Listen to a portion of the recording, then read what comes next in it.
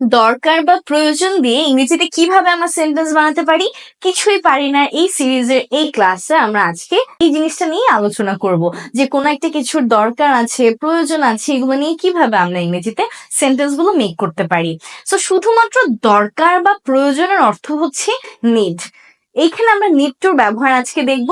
Need to basically একটা model auxiliary, যেটা আমাদের সেন্টেন্স ফরমেশনে অনেক অনেক হেল্প করে।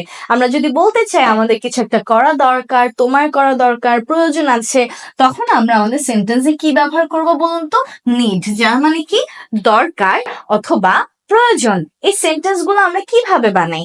প্রথমে এখানে একটা সাবজেক্ট থাকে। সাবজেক্ট হিসেবে আমরা কি কি পেতে পারি? I, you, he, she, we, অথবা যে কোনো মানুষের নাম, মাই মাদার, মাই ফাদার, যে কোনো কিছু হতে পারে। সাবজেক্টের পরপরই এইখানে আমরা আমাদের নিড টুটাকে বসিয়ে দেই, নিড টু, এন্ড দেন আমরা কি করি? একটা V1 বসিয়ে দেই।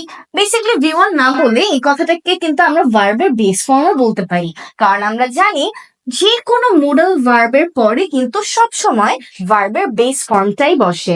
সো সাবজেক্টের পরপরই আমরা নিড টু বসিয়ে দিই, আর তারপর আমরা ভার্বের বেস ফর্মটাকে বসিয়ে দিলেই কিন্তু আমাদের সেন্টেন্সটা কমপ্লিট হয়ে যায়। এরপর যদি আমাদের এখানে আরো এক্সট্রা কোনো জিনিস থাকে, কোনো এক্সটেনশন থাকে, ওইটাকে আমরা শেষের দিকে লাগিয়ে দিব। হয়ে গেল। চলুন আমরা কয়েকটা এক্সাম্পল একটু দেখে নিই। তার আগে টিপস এন্ড ট্রিক্স হিসেবে আমরা এটা মনে রাখতে পারি, শর্টকাটে আমার প্রয়োজন বা আমার দরকার আই নিড টু, তোমার দরকার ইউ নিড টু, তার দরকার হি needs to, she needs to. এবার আমরা কেন নিডস বললাম? কারণ যখন আমরা হি বা শীতে যাই, হি সি কিন্তু থার্ড পার্সন সিঙ্গুলার নাম্বার, আর আমরা জানি থার্ড পার্সন সিঙ্গুলার নাম্বার যখন থাকে কোনো একটা জায়গায়, এর পরপরই কোনো ভার্ব বসলে কি হবে? ওইখানে ভার্বটার সাথে এস বা ইএস হয়ে যাবে। এই কারণে এইখানে আমরা বলবো he or she needs to, অথবা করিম needs to, Rahim needs to, my mother needs to, my brother needs to। এইভাবে যদি আমরা বলতে চাই আমাদের দরকার, আমাদের প্রয়োজন we need to, তাদের দরকার they need to, এইভাবে যে কোনো সেন্টেন্স আমরা বানিয়ে ফেলতে পারি। চলুন আমরা আসলে এক্সাম্পল দেখি কিছু। যেমন আমার খাওয়া দরকার, আমার দরকার I need to, আমার কি করা দরকার? খাওয়া দরকার I need to eat। এটা কিন্তু আমাদের ভার্বের বেস ফর্ম।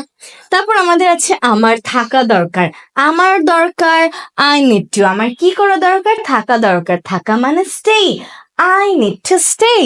তাদের কথা বলা দরকার they need to talk।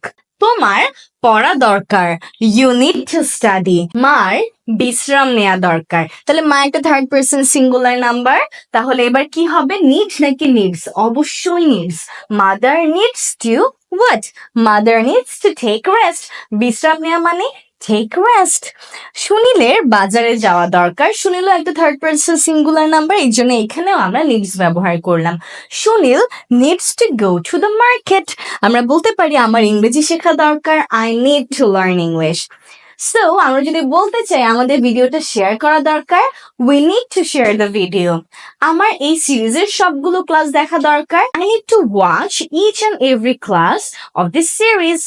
So অবশ্যই কিছুই পারে না সিরিজের সবগুলো ক্লাস দেখবেন। আপনি যদি আগের ক্লাসগুলো মিস করে থাকেন, সেক্ষেত্রে আপনি আমাদের ইউটিউব চ্যানেলে চলে যেতে পারেন, ওখানে প্লে লিস্ট করে একদম ক্লাস নাম্বার 1 থেকে সবগুলো ক্লাস কিন্তু সঠিকভাবে সাজানো আছে। সো দেখা হবে সবার সাথে অন্য একটা ক্লাসে। সেই পর্যন্ত সবাই ভালো থাকবেন। 0 থেকে স্পোকেন ইংলিশ শিখতে চাইলে, 0 থেকে গ্রামার শিখতে চাইলে সরাসরি বা অনলাইনে কল করুন আমাদের হেল্পলাইন নাম্বারে।